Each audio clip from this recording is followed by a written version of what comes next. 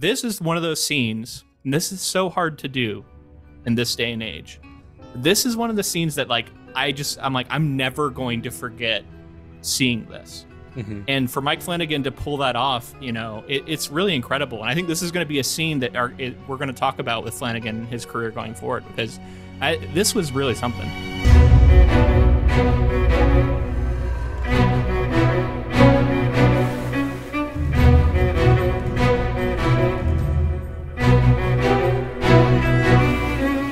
Welcome, friends, to episode 289 of the Ink to Film podcast, where we read the book and then see the movie. I'm filmmaker James Bailey. And I'm writer Luke Elliott. And this week, we discuss the first half of Mike Flanagan's 2023 series, The Fall of the House of Usher. Happy Halloween, everyone. We are here. I hope that you're having a spooky one and you're going to have some candy and watch some scary movies tonight, or, you know, go trick-or-treating, go partying, have a great time. Literally today. It is October 31st. Upon recording this, so a perfect day to get into this show. I watched the Masque of the Red Death episode 2 last night, like kind of bringing in the holiday, and then Nice. Earlier today, I watched episodes 3 and 4. So it's been my Halloween so far, and I'm really enjoying it. So far, just to immediately jump into the show, talk a little bit. It's a fun horror show, right? Like, it's not taking itself too seriously. It's adapting Poe's work, taking some liberties, but still like kind of modernizing things, but then also having fun with it and being referential. Yeah, definitely a lot of fun. More than just liberties. This is like, that's the one thing. Like, I can see people being frustrated if you want some sort of a faithful adaptation of these stories. One-to-one gothic horror, like very Poe. I can definitely see that too. Yeah, but this isn't that. It wasn't going to be that. In much in the same way that with The Haunting of Hill House, this is more of like a pastiche or something, right? Like it's inspired by, loosely adapted from, and I remember I kind of bumped up against that with the Haunting of Hill House, because I wanted a little bit more faithful during our coverage, but then I kind of came around to what he was actually doing. I think from the jump here, I'm a little more on board. I kind of, now that I've seen that kind of an adaptation from him, I was more on board with what he was actually doing, and I think this material really lends itself to that. I'm having a great time. Real quick, I am not in my usual space, as you can see if you're on YouTube. I'm visiting my brother. I'm down in Florida for my grandfather's funeral, actually, later this week. I was just in Kansas City for World Fantasy, so I've been traveling. That's why I'm also watching everything like right up to the last minute. But we wanted to get our episode out still and continue doing that. So we, make it work. I traveled with my mic, so I can hopefully have decent audio on here. And it's Halloween, right? Like, we want to make sure we get an episode out for Halloween, and absolutely, we just took some time off recently, so it's cool to be in the headspace when everyone else is. The way we've covered this so far, our first episode was on 3 Poe stories that are kind of mentioned in passing, but most of what we're going to be talking about today are the episode titles that correlate with the Poe stories. So, The Masque of the Red Death, The Black Cat, and Murders in the Rue Morgue. And then last week, for our first episode actually on this coverage, where we just talk about Edgar Allen Poe, and if you're curious about him as an author, that's the one to listen to. We cover the titular Fall of the House of Usher, and then also The Cask of Amontillado and The Raven, just as a poem. And honestly, I'm really glad that we got those 3 in the bank, because I feel like all of them have been pretty important early, and I assume will continue to be important throughout. So it was good ones to know. And then everyone we've covered, you can clearly see all this influence. You can see what he's touching on here, the references. Yeah. Again, it's not a true adaptation of the stories, but in a like removed sense, it is. It's inspired by. There's certain like archetypical things that he draws out of the stories that he brings into the show. The 3 that we read last week, it's cool because they're kind of the overarching story. Like, there's themes from those 3 stories that are threaded in. Seems like it, yeah. And then each of the episodes seem like it drills down on, the Black Cat or Masque of the Red Death, and in really interesting ways. It's really cool how he's doing it, honestly. Really clever. Speaking of the coverage, next week we are excited because we are going to be having a guest on, assuming that everything works out with scheduling. John Langan is going to join us for the last 4 episodes of the show. So stay tuned for that. But this week, we're just talking about the first 4. We haven't seen the second half of the season yet, so we don't know what happens. We won't be able to spoil any of that outside of what we know about Poe's stories, which we might reference some, I guess. Yeah, I'm excited to hear John Langan's thoughts on this, because it is horror adjacent. It is horror. Like, it is horror, gory, man. This is, yeah. But I guess I'm saying it's Poe adjacent is what I should have said. If you came in expecting, like I said, this to be like some gothic, very like atmospheric, and don't get me wrong, there's some good atmosphere here with these stories, but like it's not that, but it's kind of a fresh take on that. I feel like so many people have read Poe and are so familiar with Poe that like a reinvention of his work is kind of novel. And it's a fun exercise, and again, that's what the show is to me. Is it's very fun, surprisingly fun. Yeah, I'm having a good time with it, and like, but that's not to say it's not scary, and it's not sometimes upsetting, off-putting, disturbing. I would say is a word that is appropriate for a lot of the stuff we've seen. And Flanagan is the brain behind this adaptation here. He's the showrunner. This is even a departure for him. Like, this doesn't feel like Haunting of Hill House, which was much more atmospheric and scary in nature. This is like almost like bloody, gory, like just throw it all at the wall and just like go crazy with like let your horror flag fly kind of thing. Yeah, it embraces it. It's you might call it a little bit campy in that way. Like it's really embracing horror as a genre and having fun with it. And honestly, I think this kind of works naturally with his style, because one of my occasional criticisms I've had for some of his adaptations is that they're not as quiet at times, like The Haunting of Hill House. It felt a little bit over the top to me when you compare it to the very subtle, very subdued horror of the novel, which I love. Whereas this, like, he's making this tone really work. And I did come around on that. If you want to listen to our coverage of that, you'll see me go through a journey of it. I'm not going to like relitigate all that here, but I'm a big fan of that adaptation, for the record. It's a good moment to mention too. Like, this is a revisit for Flanagan. We've talked about Flanagan with Dr. Sleep. Yeah, Dr. Sleep, when he covered the Stephen King sequel novel to The Shining. We had fun with that one. The Kubrick film too. He kind of sequelized both. Kind of did, really, really cool. Yeah, it's an interesting one. Definitely check that out. I think we talk about we talk about him more as a filmmaker in that episode. So if you're curious about that, I'll point you back to there. But yeah, just generally, man, before we get into it, we're going to go through episode by episode. Some just overarching thoughts, some overall reactions that you want to get out of the way and start off here. I think that the degree of difficulty to tie together all of Poe's stories, they were never meant to kind of thread together in this way. But the way that they do in the sense that there is an overarching thematic resonance through a lot of Poe's work. And he talks about madness, he talks about guilt, death, and he talks about the way that guilt can drive you mad. Yeah. And he talks about like, these like once grand things, whether it's families or structures crumbling. He talks about being entombed. Like, there's a lot of things that come up time and again in his work. And the wealthy being disconnected from or in opposition to the middle class. And man, are we seeing all of that play out. So I love that he took all of the like overarching themes of Poe's body of work. And it's like, that's going to be the gel that holds all this together. Yeah, it's definitely not a way that I would have thought to interpret this work. And just like I said, to make it neatly fit and still to kind of please Poe fans. And again, I think that people view Poe, typically, as far as I know, in America, people are first exposed to Edgar Allan Poe in school in different ways. He's one of those type of authors that's like in education. He's used it as an example. So a lot of people are familiar with his work, whether they love him or didn't like him, or they were kind of forced to read him. And so taking that and putting it into a show where people are like, I think it's a space where you can get experimental. And I think that's what he's doing with these stories. But getting all your ducks in a row to tell this as one narrative that's tough to do. And I've been really impressed with how compelling it's been, because I feel like at different times I was like, oh, this episode's probably going to leave me kind of, it might be a down episode, and I haven't really run into one that I was like, that's the worst episode. They all kind of feel in the same realm in terms of quality.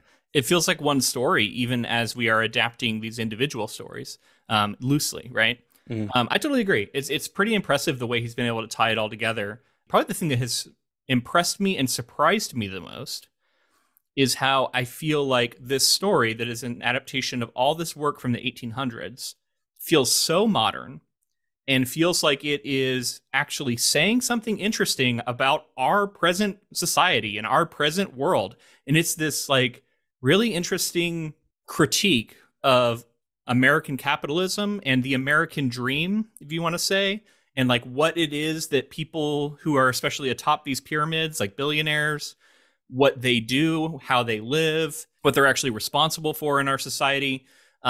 It's really cool to see him do all this modern stuff. And it feels like, you know, we're talking about these families that think they're above the law and are getting away with all these crimes and are just so unrepentant. And I just kept thinking about the Trump family. And like, as I'm watching it, I'm like, he's talking about this, right? Like he's talking about people who feel like the law doesn't apply to them. And he's also looking at the idea of the money people and how, for whatever reason in America, we put all this like weight on these people who all they have is capital, and they're just dishing it out and developing things by lending money to it, but they're not actually the ones making it. And I love that that keeps coming back to the heart of it too, of like, no, you're not actually worth anything. You know what I mean? It's just like you're like a symptom of a sick system, and you're just finding ways to exploit it. And all of these characters fit into that. Yeah, and I would credit Poe too for writing stories that would be multi-generational, you know, that would carry through, as like, that's pretty prescient. To know that some of these things are just universal human experiences, it's kind of, it can be depressing. It's the story of America, right? Like even early America, we had this. We had people taking advantage. You know, this is predates the Rockefellers, but just going back to like these big families who through their wealth, however it's obtained, you know, are able to control things going forward, whether or not they actually should be, and they actually have anything to contribute. They're still there because once they're in that position of power, they become so entrenched and they're kind of unstoppable. And that's the story of our country in so many ways. So many billionaire families and who create these like dynasties where they pass their wealth on to their children who didn't do anything either. And now all of a sudden they have all this power that they didn't earn. You know, even if you could say that somebody was to earn it, like so many of these families they go back, you know, all these years. It's really interesting to see such modern themes and such modern ideas coming across in this Edgar Allan Poe adaptation. I did not expect it, but I'm loving it. And I think it feels less gimmicky than I would have expected if you told me that you're just going to modernize. Some of the time you're like, oh, we're just going to, you know, we're doing Hamlet again, but we're going to do it this way. And it's going to be this modern thing. A lot of times that can be very gimmicky. It doesn't really feel like that. It does feel, like you said, a bit campy at times. But I think the show's aware of that. I mean, it leans into it, right? We got thunder and lightning at times, and like the images are just so like classic horror. It feels like you're in a haunted house sometimes with some of the scares, but man, it's working. Like I don't know how it's working so well, but it is for me. And even a lot of the stuff, you know, in that house that we're in with the conversation he's having with Lupin, it's kind of over the top campy at times, but like it continues to work for me, and they do just enough to like justify what you're seeing. So I think we should definitely talk about the cast too before we move forward, because Flanagan loves to work with the same people, and I think he's found a group that he loves. And just seeing like Carla Gugino again, another actor that was in Haunting of Hill House. We see Henry Thomas of E.T. fame, for anybody who didn't know that. I did not know that. Yeah, the little boy from E.T. But yeah, he was also the father, I think the younger version of the father in Haunting of Hill House. Yeah, I recognize him. Raul Coley is Leo in the show, Leo Usher, and he was in Midnight Bly Mass. Manor, I hear. I haven't seen that one. Oh yeah, he was in Bly Manor as well. So yeah, I like to see filmmakers who work with the same people. And then of course Kate Siegel, who's actually married to Mike Flanagan, to see her returning. And they always pick the really fun roles for her to play. Thought she had a fun one in this. You could tell he was having fun with that. But then you bring in Luke Skywalker. Mark Hamill's here as Arthur Mark Pym. Hamill, killing it. Such an unusual role for him, but he's destroying it, man. I mean, at least what I expect from him. Right, yeah. He like post Luke Skywalker was the voice actor for the Joker for such a long time, and he's got those chops, and I love seeing him do this like really interesting, weird character that he's doing. Supposedly Arthur Pym is a character from a novel that Poe wrote, so it's like another character that's being pulled in to this this overall I would plot. have bet that, honestly, because every character, every name you get in this show, I feel like is a reference or a specific, tie to a story. Every side character, like, the granddaughter's name is Lenore. You've got the priest is like reading, he's like reciting something when they're in the church, and it ends up being it's this For Annie poem by Poe. Like everything is tied into it in some way. Fortunato, the name of the company, as we know from our Cask of Amontillado coverage, is an important name. We have Prospero. We have yeah, all the kids' names are like references to something. Yeah. Yeah. All these characters are names from like Auguste Dupin. Our main investigator is in Murders in the Rue Morgue.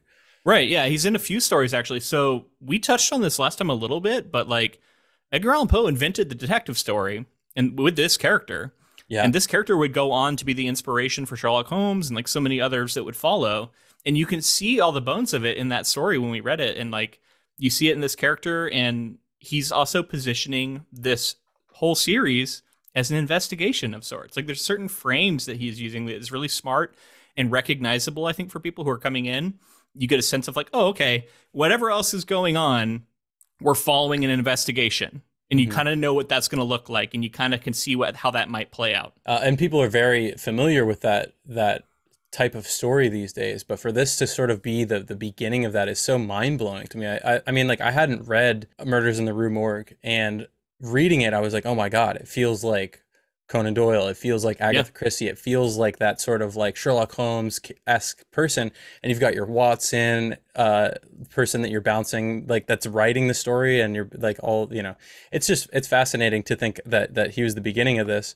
And I assume that he was in some ways influenced by people who came before that were like touching on similar kinds of things. But yeah, like you said, I was in my research. I don't and know. everything. I'm not like an expert in that kind of fiction, but I just see him credited as having invented it, and I assume that's maybe just certain hallmarks of the genre that are now mainstays. You see so many of them in Murders in the Rue Morgue, which we'll get into more when we get to that episode. Definitely. But yeah, I mean, laying out of the evidence, laying out of the potential suspects, a character who's like very rational and using his power of deduction to figure out what happened, and then he reveals it, like that is all hallmarks now of detective fiction.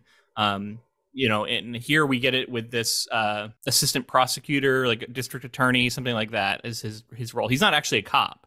But I kind of like that, right? Like he's instead somebody who is like a lawyer. And so we also get a courtroom scene that's playing out, which is another, I don't know if like Poe usually has anything to do with courtrooms, but it's kind of a cool, familiar space that we can trust that we're going to return to throughout the series. So I like that too. Yeah, and the way that there's the big reveal, the brilliant setup, and the misdirect that you probably wouldn't have seen coming, just like as a reader being sent on that journey, it feels so familiar. At the time, that had to be completely mind-blowing to people for sure. We'll get into that when we get to the episodes. I think we probably need to move into them because we got 4 episodes to cover, and we don't want this episode to get too long. Yeah, so the first episode is called The Midnight Dreary. It's directed by Mike Flanagan. He directed all the episodes other than the episodes that were directed by Mike Fimonari. Roderick Usher, the corrupt CEO of Fortunato Pharmaceuticals, has lost all 6 of his children: heir Frederick, entrepreneur Tamerlan, surgeon Victorine, gaming mogul Napoleon, PR head Camille, and socialite Prospero, in a span of 2 weeks. He attends the funeral of the oldest 3, the last ones to die, accompanied by his sister and Fortunato COO Madeline, his wife Juno, his granddaughter Lenore, and his lawyer Arthur Pym. He sees the ghosts of his dead children and collapses, muttering, "It's time." He invites his nemesis, Assistant U.S. Attorney C. Auguste Dupin, to his childhood home to confess his crimes and reveal the reason behind his children's deaths. In 1962, Roderick and Madeline's mother, Eliza, died but resurrected to kill her abusive employer, Fortunato CEO William Longfellow, their biological father. In the present, a trial begins to hold the Usher family responsible for the deaths of thousands of people who were taking Fortunato's drug Ligadone and for causing the opioid epidemic. Dupin mentions an informant within the family. Roderick recounts a fateful encounter with a mysterious woman named Verna, who foretold a life-altering change for the siblings during New Year's Eve 1979. Yeah, it's interesting how that little summary kind of places things chronologically. I wasn't quite sure of the order of events at times. But yeah, there's a lot of different moving parts. This is kind of a complex story in the sense of the way that it's structured. We have lots of flashbacks. It could be a little disorienting, but I think it's handled well, and I think it's laid out in a way that is, you can follow it. Yeah, a lot of different timelines going. We have this 1970s timeline.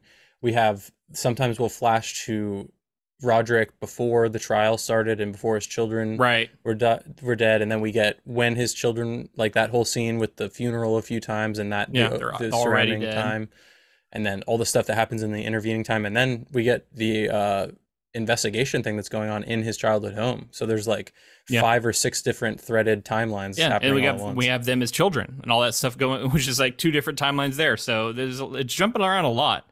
That's a high level of difficulty, but yeah, this is really cool, man. I love that this first episode lays out all the players, and from the jump, it's like, yeah, they all died. And it's interesting to hear that the summary was calling it seeing the ghosts of his children. The show itself would tell us, at least eventually we get to it, that these are hallucinations that Roderick Usher is having. But much like Edgar Allan Poe's stories, I think it's cool that it can kind of operate in between. It can be a bit of both. Right. Is it a hallucination or is it a ghost? And that woman you talked about that he speaks to in that flashback to 1979, she becomes a recurring character, and she's one of the main sources of the supernatural seeming to be more than just hallucinations, right? Because multiple people see her. Right. She seems to be in multiple places at once. Like she is the character who seems magical in some way. Now, we haven't watched the rest of the series yet to get it what kind of explanations might come for that. So we don't know the source of that supernatural element. But everything else you could almost write off as manifestations of guilt that may not be supernatural. It's borderline, right? Like a lot of stuff in Poe's stories, but I love that it plays in that space. Yeah, and to talk about the fall of the House of Usher as its own story, I feel like we're getting so much more context for why Roderick Usher as a character would have all of this baggage and all these things that he's dealing with, and obviously taking liberties again and blending. Well, they've added a bunch of characters that didn't exist as part of the house, but yeah. But getting that and then seeing the madness creep in because of that guilt is amplified even more. And I love the way that like he interacts with some of his children that he's seeing that are like dead in that house with Dupin in the room. Yeah, and he's like really reacting to them, but Dupin doesn't see them, and the way that's kind of that mostly plays out in the next few episodes. But in this first one, it's his mother. He says, she's standing right behind you. And then I love that moment where Dupin's like, I've heard about these high-powered negotiating tactics where that you try and get someone to look behind them. He's like, I'm not going to look behind me. And then like she like moves and walks away. It was very clever. I would point to those as some of the creepiest moments in the show, are the stuff in the house and the way that they'll like pop in and jump scares. I agree. Yeah. It's at times it's like I said, it's kind of over the top. It's kind of loud with its scares, but like they work. Yeah, it's good. And so like that's the big setup and then the mysteries that are sort of still ongoing are who is the informant, and then also this Verna character, I think. Yeah.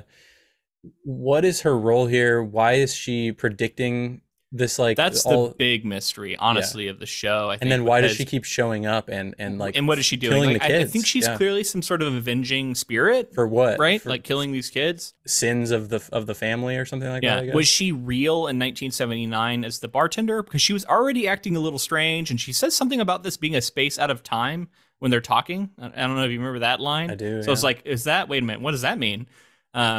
So yeah, she's really mysterious, and like, what performance we are getting from her. Like you don't like it's like you get a little bit early, but like as we play out through these episodes, she gets to do so many different things. So much range, right? So many different characters. Cool. She's playing like 6 different characters basically. She's been good in all of his work. But this is like, she's really getting to be like, again, 6 different people and totally change accents and demeanors and things like that. And then she can do creepy really well. She has these moments where like the reveal happens for the children in each of these episodes that we have coming up. And it's always like, holy fucking shit, this is kind of scary. Well, let's focus on this one. So we get some early references to something has happened to this boss of Roderick's. and we see shots of the wall, and we can think to what we know from Cask of Amontillado and start putting two and two together here. So I think we know where we're going with that. I guess I won't say any more than that. But like, definitely. We also get all this stuff that plays out at the house. And I thought it was really interesting that the mother of Roderick is named Eliza, which we know from covering Poe last week is his actual mother's name. So there's a lot of just like, that's like, I just feel like a little Easter egg almost that Flanagan's putting in. But then having the other guy be named Longfellow, this is like one of the writers that Poe was potentially feuding with in his life. So I thought it was funny that like Flanagan puts him into the show a little bit, makes him kind of detestable. That felt almost like a, hey, if Edgar Allan Poe was alive to see this, he might appreciate this. Like put one of his enemies in the show and made him someone who's detestable. And it's rewarding for people who are big Poe fans, right? It's think like, that you know, too, those for sure. nice little Easter eggs and references. And I would say that this show does that in a major way. And I think that we have been for such a long time in the age of Easter eggs and the age of a wink and a nod and everything like that. It's been happening forever. It feels kind of postmodern in that way. Like it's operating on this other level that's almost outside of the story. It's for the fans, right? Like that's like stuff for the Poe diehards. Mm-hmm. But it's cool. Like I don't like. I think some people think that cheapens it in some way, but like I don't, and I also don't think it's not that kind of story. That's not the kind of story it is. But like, I love the idea of it being like it can be that and also a really good drama and also everything else. Like it doesn't have to be one thing or the other. I understand like calling attention to something kind of and like connecting it in that way can make it feel like not its own piece of art, which is kind of a postmodern thing. But you know, I appreciate it. And again, it's that kind of show that I think people find it rewarding. And I think most audiences, if they hear, you know, Lenore or something like that, like they can connect that with Poe, and then people appreciate it. And it makes you feel like already invested as a fan of the work, because you have that background, and then you can kind of extrapolate out. And then people who don't know, when they go looking at behind the scenes stuff, they read that kind of stuff and they're like, oh, it's so cool. What a fun reference. And I think people just like that. I agree. I love that we get these little moments that are themselves adaptations of like certain plot lines. And so like the whole thing that plays out with his mother, with their mother, where she like maybe dies, maybe, you know, it says resurrection in that plot synopsis again, but like it's unclear whether or not she was actually dead or if they just actually didn't get it right. They bury her in the backyard, and then in this big over the top moment, there's this raging thunderstorm, and you know he hears a noise and goes over to the window and looks out, and then he does this like point, and he's like, "Oh, look at that!" It was just so over the top, but like that mimics the story of the fall of the House of Usher, like the titular story. We kind of get it out of the way early, and I'll be curious to see if they return to this idea, but like that she had been falsely buried, and she's broken out now and comes for them. Like that's what happens in the story, and we're already doing that episode 1. So now it's like, where do we go from here? Different character in the original story. Madeline is the character. Yeah, because it was Madeline. Which, by the way, we keep hearing about Madeline's downstairs, and she's moving around down there, and like so I was gonna say, something's going to play out with her in later episodes because we don't know what's going on with her. It's really fun whenever they talk about Madeline, and she's like this genius, and she's like this like mastermind that's worked out all this stuff. She's good in every timeline, but the 1979 version of her is my favorite, I think. Like she is scary. And she's like forceful, right? She's like, this is what you're going to do, Roderick. Like this is how we're going to figure Well, you could just tell there's a level of ruthlessness in Madeline that doesn't even exist in Roderick, at least at that time. Right. Yeah. So to circle back on the whole like Trump family thing, it's not a perfect fit. I think that a lot of these people honestly are more likable, even as they're detestable. They're a little more interesting. But I love, like, one of the things that connected it for me was Camille, when she's talking about her spin, and she's like, oh, Hannity knows what side of the bread his dick's buttered on, or something like that. Like the idea that Fox is playing ball with them and just all this corruption. I thought it was a very fun way of playing with that. And then making them a pharmaceutical dynasty too. I thought that was really clever because of a lot of the big pharma shit that we've seen go down. I think like there's fewer bigger villains out there than a lot of these big pharma executives who, you know, are well known for pricing out the cost of life-saving medication so that they can make billions, and people die. And people die by the thousands. And that's what Lupin's whole thing's about, right? And, you know, so often in the real world, we see that like when you start having these deaths that number in the thousands, it becomes like a statistic, and people don't people don't hold anyone accountable for it because it seems like it couldn't possibly go back to like one decision that was made. Is his name Lupin? I thought his name was like Dupin. Dupin. It's Dupin. You're right. Dupin. Yeah. Dupin. Yeah, I said Lupin. If you've seen Succession too, it reminds me of that. In ways, Succession is doing a lot of the same stuff where they're these big, powerful families. The way that they talk about the media is hilarious, and the way that they can control the media at times, and kind of what the public consensus is on something.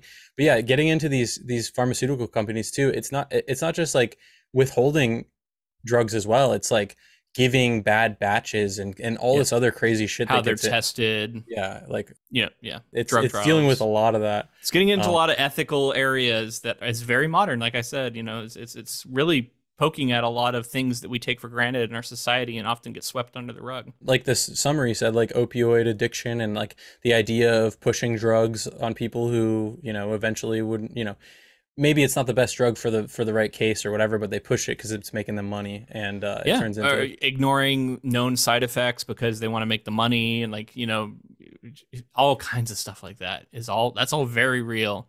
Anyway, yeah, I love how that's all playing out. One other thing to touch on before we move on from this episode, we hear Roderick get some news from his doctor, and we're kind of like, what was that about? And we know that it's going to be important, and we do find out later on that he's gotten this diagnosis.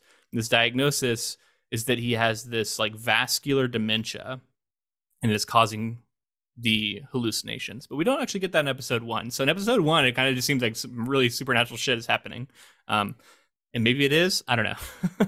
Is it the end of episode 1 though is where he does fall on the ground and he's bleeding, or is that a different episode? Yeah, I think he sees the like clown looking guy in that's the what I was car. going to talk about. Yeah, it's like a big jump scare kind of moment. Falls over, looks up, sees the Raven, and says, "It's time." It's time. Yeah, that whole ending there was pretty crazy too, because we're seeing, as the Fortunato. The company is called Fortunato, but we're seeing like a representation of what like is in Poe's story. We get like a jester, somebody dressed like that, and then a couple of predictions. I think that he's going to be dressed up that way eventually when this man is killed for whatever reasons. We had a party, so they were dressed up. It was a costume party. We already know that because they're dressed up as the Great Gatsby.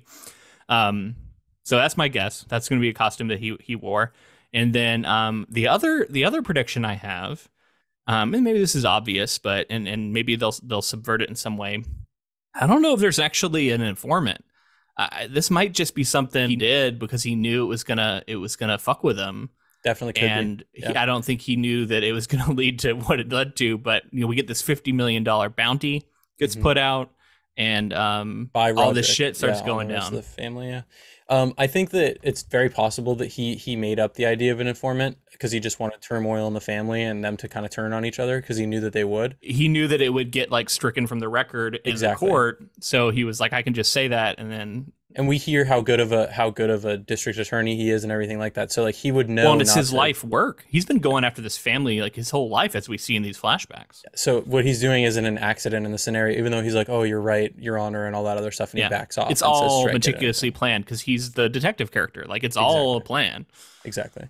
Yeah, so episode 2, moving into that one, is The Masque of the Red Death. In 1979, Dupin investigates grave exhumations linked to a drug trial. The younger Roderick, living with Madeline, his first wife Annabelle Lee, and young children Frederick and Tamerlane, fails a pitch of Ligadone to Fortunato's CEO Rufus Griswold, who succeeded Longfellow. In the present, Perry, Frederick, and Pym must deal with environmental concerns involving their properties. When Frederick insults Perry, Perry decides to host a masquerade-themed party at one of the condemned properties to prove his worth, using water from the facility's tanks to signal an orgy. Roderick, suffering from CADASIL, pins hope on Victorine's experimental heart mesh, while Madeline seeks to create AI using Lenore's memories. Perry invites Frederick's frustrated wife, Morella, to his party, planning to seduce her as revenge. Verna arrives at the party in disguise and tries to convince Perry to stop the party, to no avail. The sprinklers spray turn out to be acid and chemical waste, the consequence being death for all guests, including Perry. Verna gives Perry a kiss as he dies. What a fucking episode, man. This reference to the story is such an interesting one because I read the story, obviously leading up to this. such an iconic one, you know, and darkness and death and decay and the Red Death held inimitable domain over all. Something we've heard referenced in The Shining. Such a like, this is one of the, I think, most of many, but one of the most classic Poe stories. Yeah. And I was like, he's got to nail this one, and it's got to be done in a really interesting way. And I think he does, because at the heart of the story is this idea of wealth and privilege, and just like the contempt that these people hold for everybody else who's suffering. And they're just, you know, having their parties, they're enjoying their relative safety. But then something comes in and gets in there. And in the story, it's a manifestation of death. It seems to be like a walking corpse, but it is a vector of this Red Death plague that is everybody else outside of this party is suffering from. And it spreads and it kills everybody in the party. And so going into this episode, I keep hearing about this. We're going to have this party. It's going to be this orgy at midnight. And I'm like, oh, this is not going to go well. You hear about the chemicals and you're like, well, definitely going to be the chemicals. Yep. So you get a good sense of what you're going to see. Like, it's setting you up the whole time. And I'm like, okay, let's see it. And when it finally happens, I couldn't believe how good it was. Like, it was so upsetting. It was so disturbing. They went full grotesque. Yeah. It was absolutely grotesque. Like the way that the music crescendos to it. We got Closer by Nine Inch Nails has been like, you know, remixed. Redone, and we got this version of it. And it's like, of course you play that during the, you know, the orgy scene. The sprinklers come on. It is so horrifying. See all these people like get drenched in acid. And then the thing that really sold it on me is when the music cuts out and everything's gone, and it's just this mass of like writhing bodies of these people who are still alive and in the process of dying. Yep. And it's steaming and it's silent and it's just and you're just looking, you're just forced to look at it. And I was like, this is one of those scenes, and this is so hard to do in this day and age. This is one of the scenes that like I'm like, I'm never going to forget seeing this. Mm-hmm. And for Mike Flanagan to pull that off, you know, it's really incredible. And I think this is going to be a scene that we're going to talk about with Flanagan and his career going forward, because this was really something. Yeah. And to talk about just like absolutely going for it, right? Like, these characters are like just letting loose in every way. There's the nudity and the grotesque nature of like eventually what we get is like on the other side of the spectrum with that, right? Like, you're seeing these like super taboo things, but then you're getting like the most grotesque version of what, like, everything's bloody and wet and like he's creating the biggest visual juxtaposition that you could have done between these like beautiful people, this excess. It's all flesh based, right? Like, it's the beauty of the flesh. It's reveling in it, literally. And then the cut that just makes the cut to the flesh being destroyed in front of you, right? That much hard, like it makes it even worse, right? Like, in every way, it creates this punch. And again, like, it wasn't a surprise. You could have done this in a way where you weren't expecting it, and I don't think it would have hit as hard because it had been growing in your mind. Because like, everybody knows when you're watching it, you're like, you know it's coming. You're like, right. Oh man, this is about to get really bad. But you're still not ready for it. It does something in your animal brain, right? When you're seeing nudity and sex and all this other stuff. And then the other opposite side of that is like fight or flight. And you're seeing like people just like in agony and like in like just gruesome scenarios. And to go to that length, I was like, okay, so episode 2, we know what kind of story we're going to get and how the lengths to which they'll take it. I read some quotes from Flanagan that I want to touch on here. He said, quote, "A lot of stuff I do is a slow burn. The Fall of the House of Usher is a brush fire. It's an explosion. It's an aggressive rock and roll and over the top and just violent and insane and horrific as anything I've ever done by a lot. We're going to pull all the stars from the intrepid group of actors and some new faces, and we're just going to fucking jam." He said, "We want just buckets of blood pouring out of the ceiling on page 2, and we're just going to go ballistic. And we're going to do it all to the music of one of the most intensely effective gothic horror writers. This is what we've been craving, a chance to go ballistic on something. The entire catalog of Poe is wide open. It's all public domain. We can cherry pick whatever we want and put it into one giant crazy heavy metal riff that's just blood-soaked and wild. In a sense, we get to blow off steam after 5 very emotional years, and it lets me play in a corner of the genre I haven't gotten to play in a long time. It's a relief, really. It's fun to have fun. Hell yeah, man. That is a perfect encapsulation of what he's done here. I love that. It is all of those things. And you can tell this is stuff that's been building throughout the pandemic and watching what's been playing out in our country, I think. And I think he's referencing that a little bit. And it's so well done.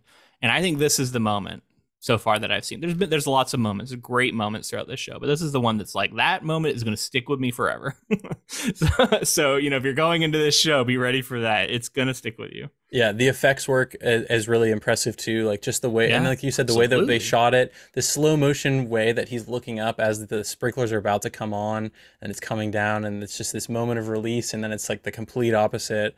And then she sets it up too when she comes, because so we should say the figure is this Verna character who shows up and she's wearing the skull mask, and she has this moment with Prospero, Perry. So it's Perry Prospero, or is that a nickname, or like it's a nickname? Yeah, Perry. It's a nickname. Okay. Is the shortened. Yeah. So there's this moment where she's like talking to him about how everything is best before you get to the moment, and then everything after is not as good. And like, yeah, we're about to see that. So she's like telling him to enjoy it. But also like telling him a little bit like it doesn't have to be this way. She has these moments where she like kind of warns the kids. What's her motivation with that? So it feels like she takes a little bit of pity on them, although she's not sparing them. She's like, this is still going to happen. But it's also like their own folly that she's playing into, but it's like unclear how much she's causing it. I have a theory. Versus, you know what I mean? Yeah, it's like it's unclear. But she's an interesting, because she represents death in the story, right? The Masque of the Red Death is like literally death. Exactly. She is taking pity, and she's like maybe tells the waitstaff so they can escape. Mm-hmm. So she is like a little more targeted, I guess. She's absolutely going after the family, right? Like that's what I mentioned before. It seems like she's some manifestation of like sins of the family. She's some vengeful spirit, it seems, based on the fact that if you make the character in Poe's story that is a phantom, like it's a some sort of, it's not there when they pull the mask off. It was a ghost basically. So I thought it was like basically a corpse. Like it looked like it was a mask, but it's not a mask. It's like actually is a corpse. But when they take the mask off and take the cloak off, there's nothing there. Like there was nothing underneath the cloak. Yeah. At least that's how I interpreted Poe's story. So to make her character, who we see multiple times after this, that sort of supernatural, I have no question that she's supernatural in some way. So that's my theory, is that she's some sort of, they wronged her in some way, and she's just like as a spirit or some supernatural entity coming back to get back at the sins of the family. Yeah, but the question becomes, was she actual person in the flashback, and that's who gets wronged? Or was she already some sort of manifestation, spirit, demon? Who knows? I don't know. We'll see. Yeah. I'm curious, man. I did want to talk too about like the way that, Poe's story, it's that out of touch, rich, sort of affluent, nothing can touch us within the gates here. We're in this abbey, I think they're in, and they're like, nothing else can get us in here. And how they feel so powerful and so like free to do anything they want, but how like clearly vulnerable they are. Because if one thing shifts, somebody infiltrate the Red Death, it makes its way in there, they're all dead within minutes. And just how fascinating it is. And then for Flanagan to change it from a plague, I think it's like with the COVID of it all, I think it was a good choice. And it still works in a sense, because so much about, there's like in the story there, it's the Red Room, right, where people, they don't want to go in there, and that's where a lot of this, like, that's where the Red Death is. That's in Poe's story. I love the like, it's like stained glass in each room. There's like a purple, blue, yellow, all green. I thought it's so, like, you can just imagine that sort of thing in each room, and they're afraid to go in that final room, like you said. 7 colors, and they're all like primary colors. And I was thinking that, like, honestly, back to the Haunting of Hill House, remember there was like primary colors in a lot of those rooms. So I was like, I think that was a reference to this. Could be, is my suspicion. But yeah, it's so cool. But then like the red blood of the mass of bodies that we see at the end, I think was like that visual reference to the Red Room of the story and the Red Death. Like, there is so much red.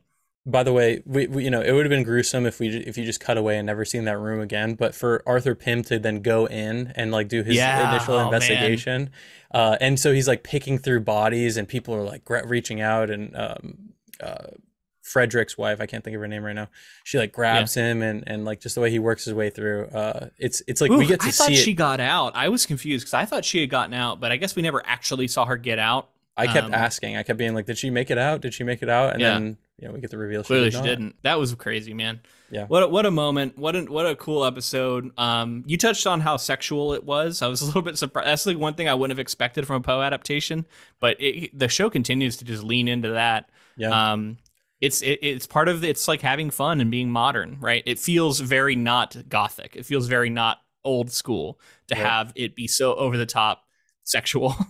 I really, really didn't expect it. And then for it to go to the orgy, and like for Mhm. us to see all of that. And then the way that like Frederick's wife was into it and she wanted to like get out. Yeah, that was all super, again, taboo. And that's the envelopes that horror plays with, right? It's like seeing these scenarios and the things, the recesses of people's minds and things like that, Yeah. like things like it shows representations of that. And then there's a part of me that's like expressing your sexuality and wanting to be open and pursue things like that. Obviously she's in a committed relationship, so it's a little different, but then she's punished for it, right? Like if you want to go to an orgy, I didn't see her necessarily doing anything that was deserving of getting this Well, she punishment. gets warned. She Yeah. gets warned by Verna to leave, but she doesn't. Yeah.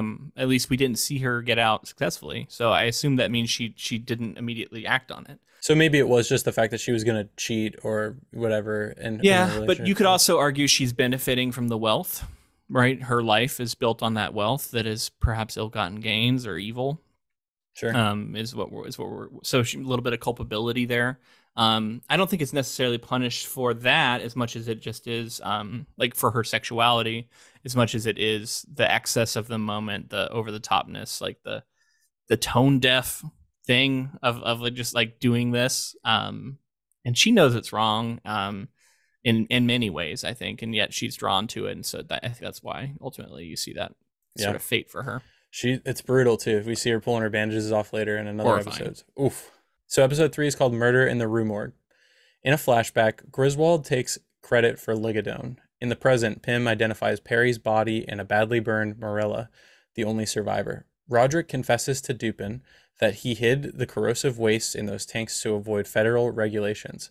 Frederick's negligence in removing those properties resulted in Perry's death. Camille discovers that Victorine's illegal heart mesh tests on animals were unsuccessful. Verna poses as the first human test subject for Victorine, who books the illegal surgery without informing her girlfriend and coworker Dr. Ali Ruiz. Verna also poses as an escort for Tamerlane's husband, Bill, to fulfill Tamerlane's cuckold fetish. Leo believes he killed Pluto, the black cat of his partner Julius, in a drug-fueled stupor. Camille encounters Verna posing as a security guard at Victorine's lab, who asks why Camille hates her half-sister, since the two are in fact similar. One of the tested chimpanzees mauls Camille to death. We touched on the story already a good bit about how it's like one of the first detective stories, and the reveal at the end of the story is that it was this chimpanzee that committed the crimes and like committed these horrific murders. That was like loose, and I love so the- of course 'cause when it's I like- saw those chimpanzees getting shown, it's like, okay, I know where this is going in some sense, but I also kind of didn't, because man, does it play out in a really interesting way, with Verna being tied into it and like embodying the she kinda is chimpanzee. one. Yeah. Yeah, that's really cool. It happens again with the cat thing that we'll get to also. Yeah. So yeah, and we also see the cat Pluto, which is the name of the cat in the story, get murdered by Leo, or it seems he wakes up and the cat's dead, been stabbed. Mhm. Yeah, just really interesting. This is the Camille heavy episode though, right? And we see her. She has this weird relationship with her assistants where they're like, basically very like sexual. sex workers as well. And it's Yeah. like part of the like contract they signed. But it's like a she's weird power dynamic thing that like you could imagine people with this kind of wealth and power might be partaking and that's in. why I think like the sex is so present. Is it's like when you're this wealthy, like this is the kind of shit people can do. They can like pursue their sexuality in over the top ways that like average people can't. and that level of excess is like beyond what we think is like, you know, even within the realm of possibility for many of us. And that's you know, there's a lot of those kind of things going on with like what we heard, you know, with fucking real life billionaires getting away with crazy shit like that. So I think he's touching on some real shit. And like one thing I wanted to say is that like Poe in his time was writing about the body and flesh and these horrors in a way that like a lot of polite society thought was, you know, gross and grotesque and like, you know, how dare he do this? He's pushing the envelope, even if it's wrapped in this like otherwise kind of like proper mannered stylings. And that makes sense for the grandfather of horror, right? Transgressiveness and like doing like that. That's all in keeping, and it's cool to see Flanagan trying to adapt and do that in today's day and age. Absolutely. And that's, I think he's doing that in his own way. He's saying, I'm going to be transgressive and I'm going to go there and I'm going to do things that people are going to look at and say, you shouldn't do that. And you shouldn't go there. But he says that's horror's job, is to go there, and fearlessly kind of get into that stuff. And he does. And to talk about Rue Morgue, the Poe story, I thought it was so clever to have like a supernatural entity. Something's going on. They, you know, this child was shoved up into the daughter was, it was a woman. Shoved up. I think it was a full. I mean, she was the daughter, but I think she was a full grown woman. She was stuffed up into the chimney, and you know, so the whole time that's that misdirect that like unless you like put the book down and kind of really thought about it in the same way that like a Sherlock Holmes or, you know, Poirot is going to figure something out that you might not have otherwise. That idea of like, oh, it's a chimpanzee that escaped from the sailor that, you know, went on a killing spree because it learned human-like behaviors and then got frustrated and never could have seen that coming. And what a cool, interesting twist and just a batshit crazy story. And then, to tie it into this version of events, I understood that she was like trying to maybe uncover what Victorine was up to, but her motivations for being there and how quickly it felt like it unfolded as far as that investigation. She didn't do as much as investigating as I would have expected for a story that's adapting this like Sherlock type character. Yeah, I think the Sherlock type character, as you said, with Lupin, that's going to be a more overarching thing as we follow the detective story. I think mainly for here, it was just the death by chimpanzee. And I did think actually think this episode, as far as like line by line, like things characters say, has some of the best writing of any of the episodes. Is this a lemon episode? There's the lemon diatribe, which was fantastic. So when life gives you lemonade, and he like, just goes and goes and goes. Hashtag lemon, you know, what was it? Chalamet is going to be wearing lemon shoes, you know, on the run, like all this stuff. And then the whole, your competitors, you're going to sue them for making these like genetically modified lemons that you patented. And they look like boobs. They look like, you engineered to look more like boobs and stuff. Yeah. It's so funny. Oh, good. There was another line though that I absolutely loved. It was when Roderick was talking to I forget his name now. It's this new boss, and he's had the idea of the medicine, and he's like, well, we're gonna use it, and he's like, an idea is nothing. An idea is a fart that your brain makes. Yep. I was like, Jesus, it's such a good line, and it also is so representative of the way that we see ideas being treated today. And the devaluing of art and the devaluing of people who come up with stories, and how there is an attitude like that out there of like completely devaluing this stuff. And I love the idea of a writer putting that into the story, right? Like it's in a setting where it's talking about something completely different, yet I'm thinking about AI and the devaluing of art and how much often we see the people, like the writers, right? And this writer strikes getting devalued. And their ideas being like, of course, you're just the man who comes up with the ideas. I'll move you up from the mailroom up a couple of floors. You know, like it's insulting. And I loved hearing that. And then, an idea is a fart your brain makes. It's just amazing. Well, and specifically like filmmakers too, like dealing with executives and authors have similar kinds of stuff, publishers and agents and things like that as well. But like all over the arts. Yeah. But in filmmaking, you have to deal with like executives who are like, look, you make the thing and then I market it and then it makes billions of dollars. And they think that they're the engine behind what makes that go. And you're like, well, you know, the story is all about CEOs, right? Like it's all about the money people who have the real power. And I love, there's a whole thing where Camille was talking with Leo, I think it was, and she's talking about ushers and how ushers don't make anything. And he's like, oh, I make video games. And she's like, no, you don't. You pay people who make video games. We don't do anything. We don't actually make anything. And I love that. It was like this really cool, like, and it was also funny because they had like edibles and they're like sitting on the couch. I thought that was really funny. Really good moment of clarity from her. And I like that because this is the episode where she dies. But I also want to talk about that mention of the cuckold moment, as they called it in the summary. I think it's really interesting what's going on with Camille too, because it's also, or it's not Camille there, it's the other sister, Tamerlane. She pays this woman to come in and like have like a normal conversation with her husband as if she is her, basically, where they ask each other about their days and stuff. And like that seems to be the most important part of it, because we don't ever see like the sex that happens afterwards. So to me, we know for sure that there's sex there. I think that there is. I think she says like that comes later or something, and it's mentioned a couple times as if I think that does come later, but I don't think it's what's the most important ultimately, because this is a character who is like incapable of doing. I just don't think she can do it. Yeah, and she's fascinated by it. She's turned it into a fascination. So that's what she finds attractive in the moment, and that's fascinating. Like looking at her, like these characters are all so fucked up. Mm-hmm. They're so broken by this, because it's like you feel kind of bad for the kids who are born into it, and they're all just trying to like find a way to make their own mark in the world, but they're set up for failure in a way because of the wealth they've inherited, because of the system they've been born into. They're like born guilty and broken, and it's fucked up.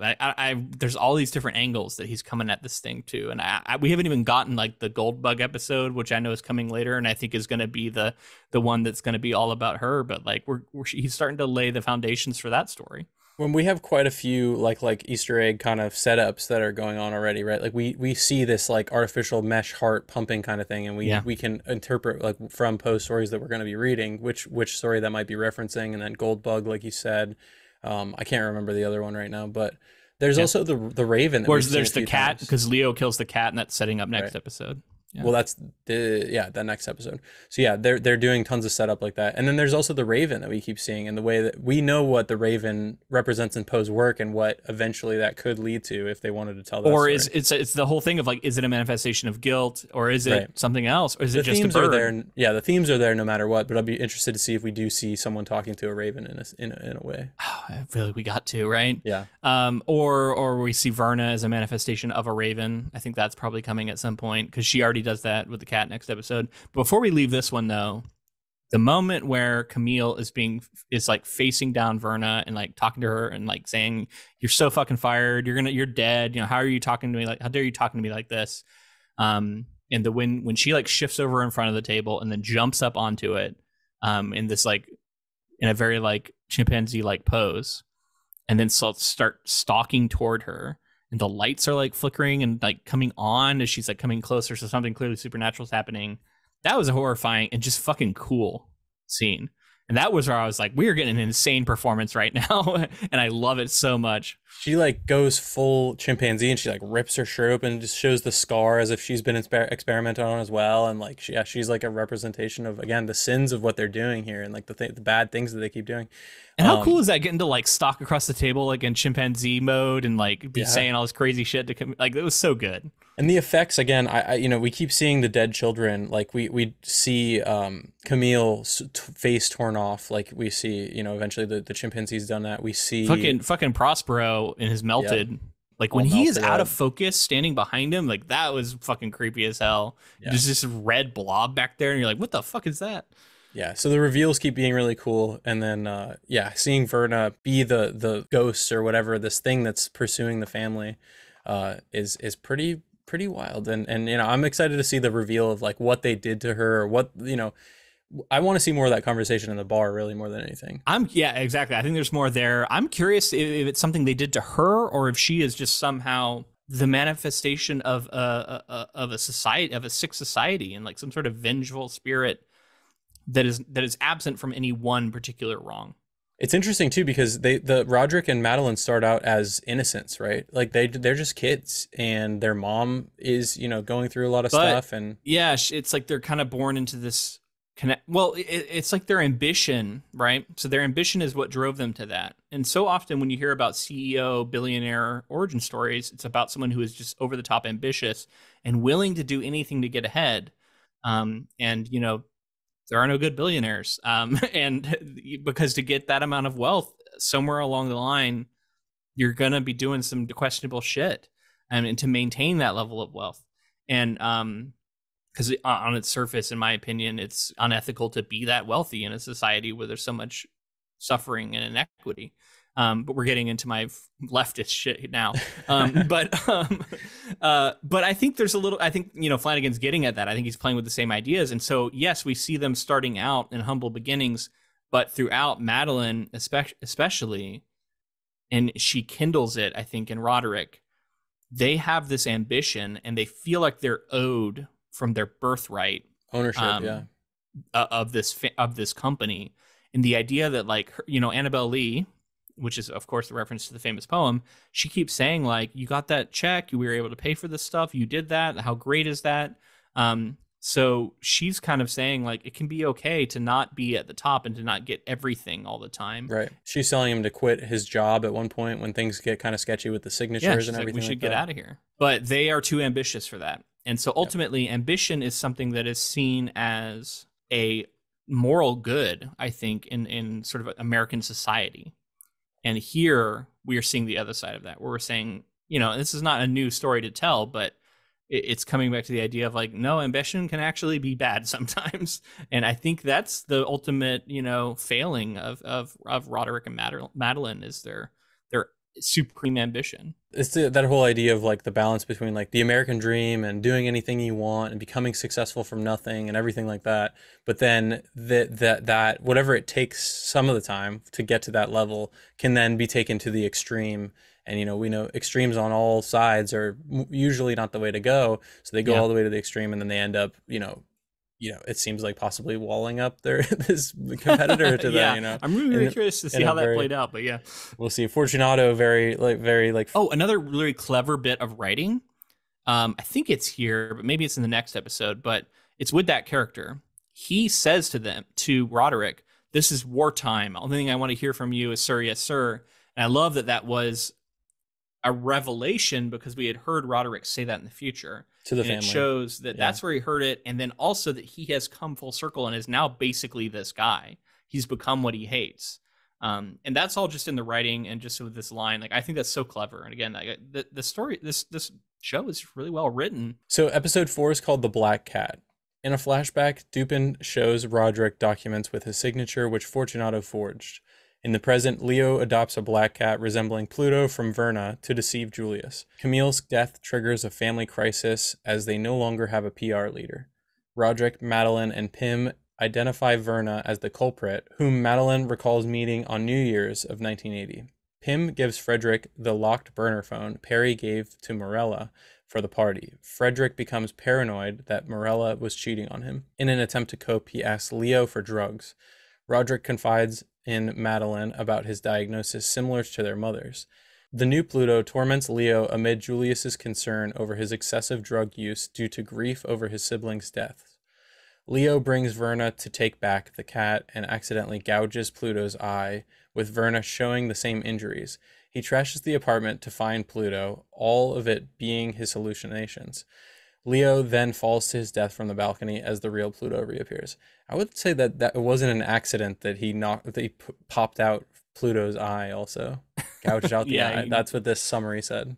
But he did it on purpose, and that is right out of the story. I was pretty shocked when I read that in the Poe story. So this story reminds me the most of The Telltale Heart. Mm-hmm. And I had never read this one, so I didn't realize that he wrote another story that, in my opinion, is very similar. With a little difference in that he talks about how he's like, oh, I have this great love of, animals, and anybody who's had a companion like a cat knows, and all this stuff. And then, like, something just goes off in our narrator, and all of a sudden he, like, hates the cat because it loves him. It's because of the alcohol, though. It's because he's abusing the alcohol, and he's becoming, very dangerous, and like it's changing his brain chemistry or whatever. It's changed him.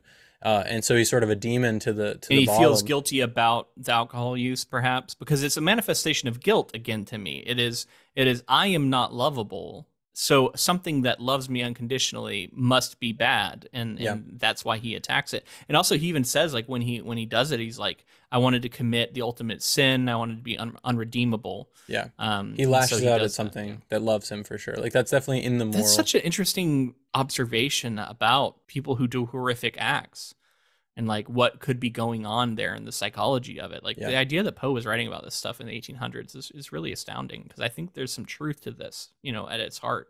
And it's not just about animal abuse either, right? Like it could be a spouse, could be whatever it is, like lashing out and not being happy and like the idea of someone who's doing something horrific, right? Yeah. And which is like always kind of a incomprehensible mindset to people. And it's tough, and the idea that Poe is pulling that apart and figuring out like why someone might do it. Yeah, and it's tough too because it's like, especially in the case of being an animal lover, know you're an animal lover, tons of people out there are, they're innocent, right? They do love unconditionally. And so to then lash out at something like that is like, it's terrible. It shows your character. Of that, like he's like, that's why he does it. Then the cat's afraid of him because he lashed out. And I think that's the first thing he did was gouge the eye out, right? And when it set off the sort of the frenzied moment where he's busting through the wall with Hemsworth's hammer. I meant the Poe story. Which was hilarious. Yeah, I meant the Poe story. In the story, yeah. Yeah, because he does that at first, but then he decides he's going to kill it later. Because then it's afraid of him, and then he like gets near it and it tries to scratch him, and that's when he like tries to hang it, and then it progresses. It does hang it? I think that's how he kills it. Yeah, so there's that horrible moment, and then there's the moment where he's trying to kill it with an axe. Instead, he accidentally kills his wife. No, his wife stops him, and I interpret it as his wife stops him, and then he continues the rage into her and kills her. Yeah, yeah, that's right. It's not an accident. She tries to stop him from doing it, and so he kills her. And then it gets put in the wall with her. Yeah, and then and so then that's the telltale heart moment, except for it's like maybe real because the cops come. And also like that moment of like self-incrimination that we get too, where he's like, they're done, they're like leaving, and he's like, oh, the great craftsmanship of this house, and he's like knocking on the wall with a stick, like right where the body is. Yeah. And then you start hearing this like howling, screeching from inside the wall. The men open it up, and it's revealed that the cat was bricked up in the wall, which Gas of Amontillado also, like we talk about all these times that like people get bricked up in walls, very frequent in Poe's work, apparently. Or buried alive, yeah. Yeah, and being buried alive, right? It's that fear. And then, it to me, this is all about guilt. And this time it takes the manifestation of a black cat. And it's in the show now, we can pivot to that. It's unclear whether or not he's the one who kills it, but I kind of think he is in this like drug-fueled rage. And I think maybe for the same reason, that's me reading between the lines of like, I don't think he thinks he's worthy of love, and so for a moment he lashes out against this pet for daring to love him when he's so unlovable. Well, and in this case too, it's like it's not just the love of the cat; it's the love of the owner of the cat, who's Julius, his lover. Yeah. So he feels like maybe that relationship is going too smoothly. He's not capable of love, whatever it is, and then he lashes out at not Julius but the cat. And that obviously he realizes he needs to replace the cat, and then it cascades in a similar way from there.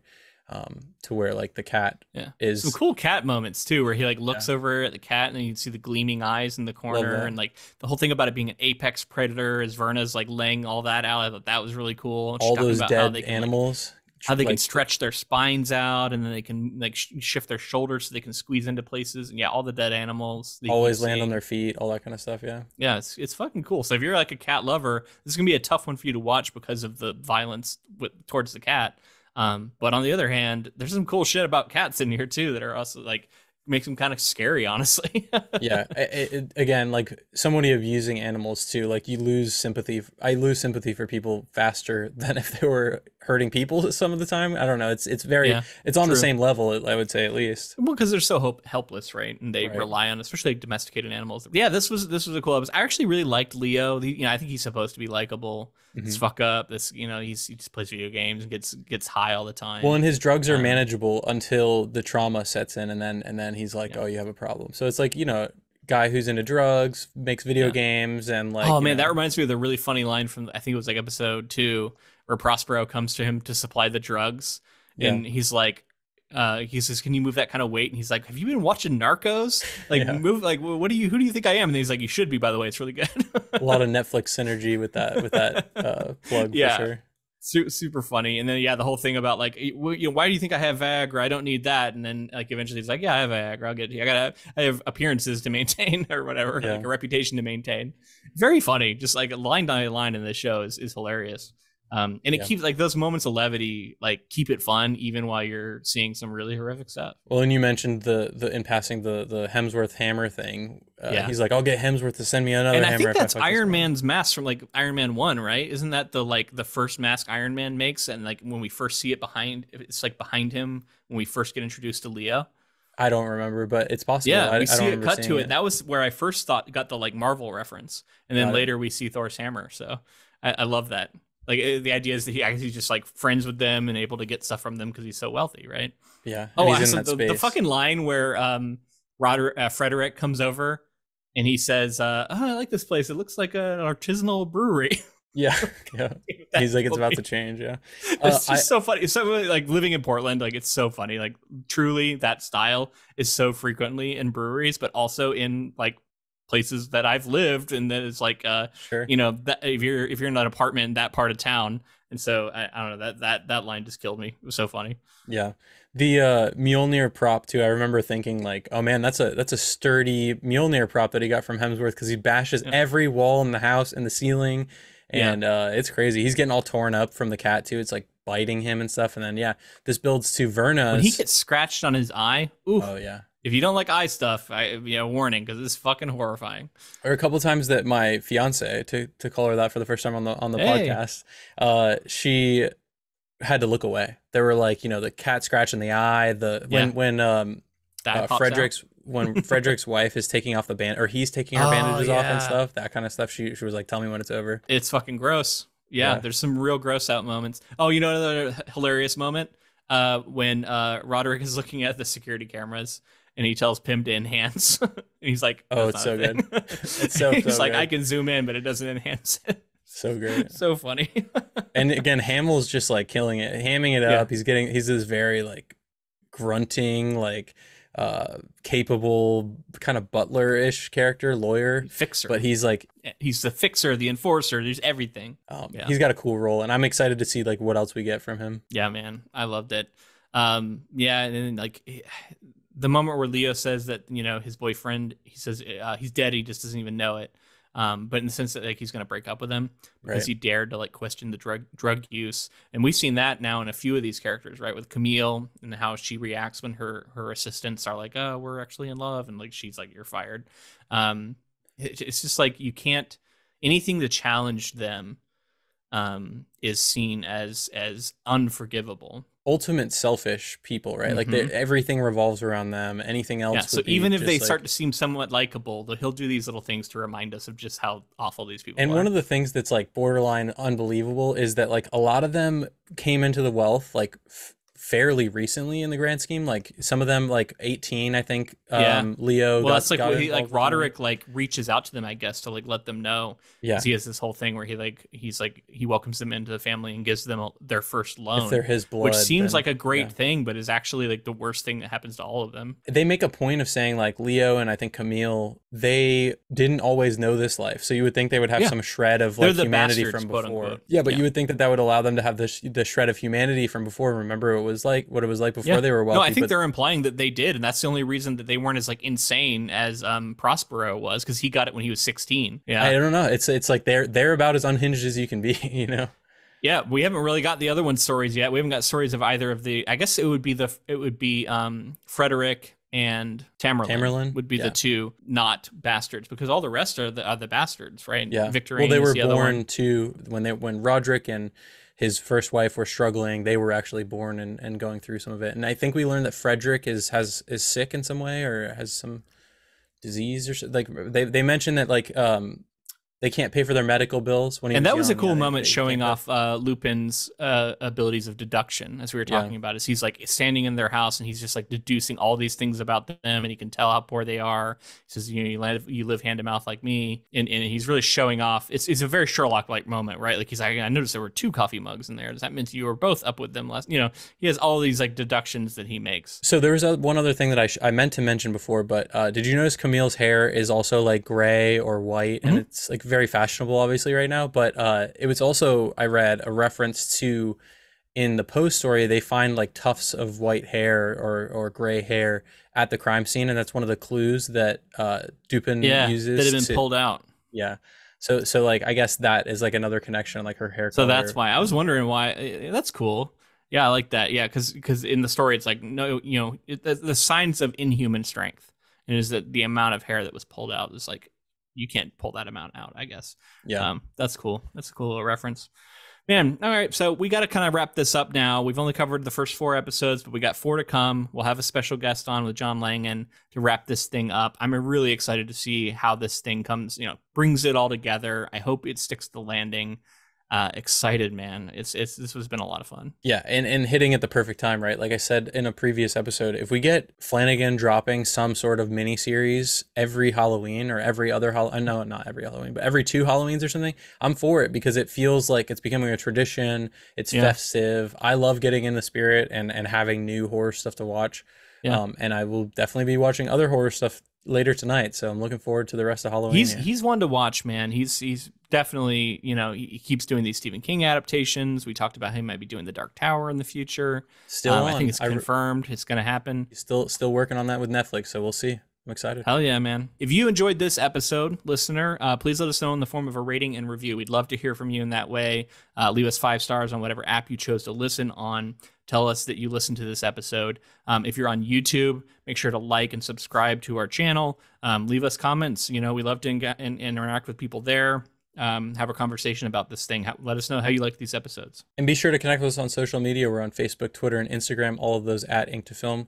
We're also on TikTok and Bluesky, all kinds of places. If you'd like to support this podcast in another way, we are on Patreon, patreon.com/inktofilm, where we have all kinds of bonus content that we release monthly. Our most recent one that we recorded is a Query Quest episode where I talk about where I'm at in the querying process for my novel. But usually we're doing episodes that are adaptation adjacent or other adaptations of work. Now that we've opened up the Edgar Allen Poe box, we can do all kinds of stuff, because I know there's all kinds of different adaptations. I think there's multiple Fall of House of Ushers even that we could look at. Yeah, and there's like 6 Roger Corman Poe adaptations. Like he did a ton of them with like Vincent Price and Peter Lorre and like all kinds of people that we've talked about in the past, like horror legends and stuff. So that'd be fun to dig into. So a lot of that will be on Patreon. So if that sounds interesting to you, please support us on there. And thank you to Mark Vandermeulen for the use of our intro and outro music. It's the track The Hunt. All right, man. Looking forward to it next week. Going to be a lot of fun. I will be just returning to Portland. Hopefully, I'll leave myself just enough time to get ready to record that thing. Thanks for listening. And until next time, keep adapting.